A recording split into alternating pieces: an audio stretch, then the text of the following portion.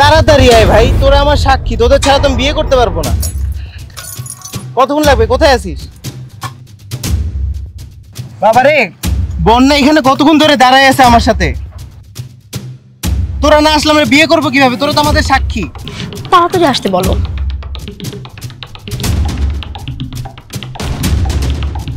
আরো 5 মিনিট লাগবে। আমরা এই যে বড়িতলের এখানে আছি। আর দূর রাখো তো। ঠিক আছে, তাড়াতাড়ি আয়। কি বন্ধু বান্ধব ফোন দিছো, টাইমলি পৌঁছাইতে পারে না, ভালো করে বলতেই মনে হয় পারো না তুমি।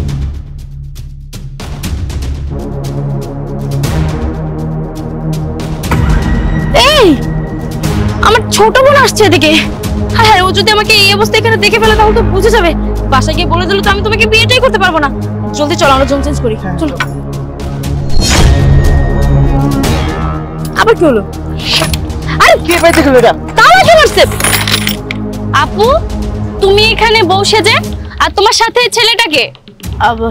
না মানে আমি আমার বয়ফ্রেন্ডকে বিয়ে করতে যাচ্ছি, বাবা মানবে না, তাই ভাবছি যে বিয়েটা করে তারপরে বাসায় যাব। তুই কাউকে বলিস না। দেখি ছেলেটাকে।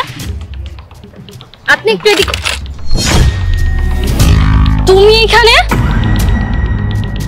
আপু, এখানে কি হচ্ছে? তুমি কি আমার সাথে মজা করতেছো? মানে কি, তুই ওকে চিনিস নাকি? তুমি করে বলছিস, ও তো আমার হবু হাজবেন্ড, কিছুক্ষণের মধ্যে আমরা বিয়ে করব। আরে না, ও আমাকে কোথা থেকে চিনি? এই তুমি চুপ করো। আপু, তোমাকে যে ছেলেটার কথা বলেছিলাম না, এটাই সে ছেলে। ওর সাথে গত 3 বছর ধরে আমার রিলেশন। কি বলছিস আবল তাবল কথা? তোর সাথে ওর কিভাবে 3 বছর রিলেশন হয়? গত 6 মাস ধরে তো ও আমার সাথে রিলেশন করছে। ইভেন ও তো কোনো মেয়ের সাথে কথাই বলে না, ও আমাকে বললো। এখানে কি হচ্ছে আমি না কিছু বুঝতে পারছি না। সবকিছু আমি বলছি। এই ছেলেটা হচ্ছে 1 নাম্বার ফ্রড। ওর কাজ হচ্ছে মেয়েদের সাথে প্রেম করে ভুলিয়ে ভালিয়ে তারপর মেয়েদেরকে দেশের বাইরে পাচার করে দেওয়া। ও প্রথমে আপনার ছোট বোনের সাথে প্রেম করেছে, আর তারপর আপনাকে ডাইরেক্ট করেছে। ও কিন্তু ওর টার্গেট ঠিকই ফিল আপ করছে, কিন্তু আপনিও বুঝতে পারছেন না, আপনার বোনও বুঝতে পারছে।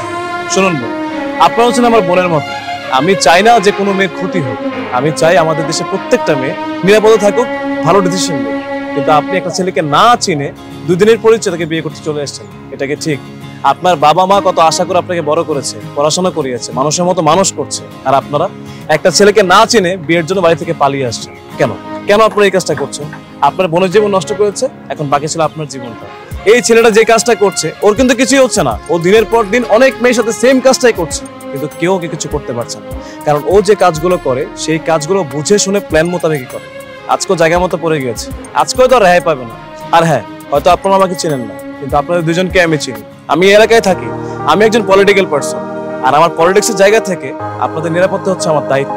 সেই জন্য এই কাজটা করা আমার। এই লোকটা যা বলছে তা কি সত্যি? কি হলো, চুপ করে আছো কেন? সবকিছু বলো। আরে না, আমি আসলে তোমাকেও ভালোবাসি, আমি ওকেও ভালোবাসি। হোয়াট?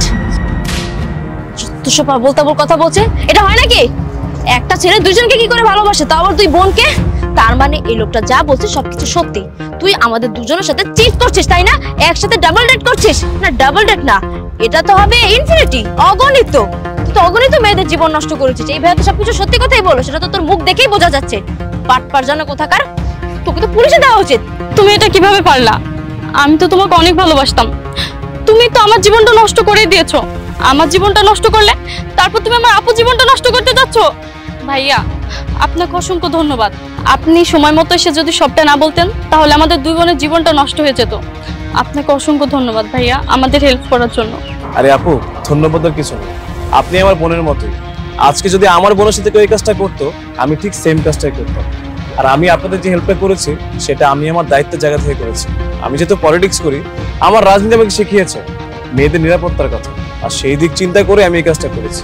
আপনারা ভালো থাকবেন, আর নেক্সট টাইম কোনো ডিসিশন নেওয়ার আগে অবশ্যই চিন্তা ভাবনা করে ডিসিশন নেবেন। আর তোকে এখন থানায় নিয়ে বোঝাবো কত ধানে কত চাই। তো শাস্তির জন্য আমার যা যা করতে হয় আমি ঠিক তাই করবো। চল আমার সাথে।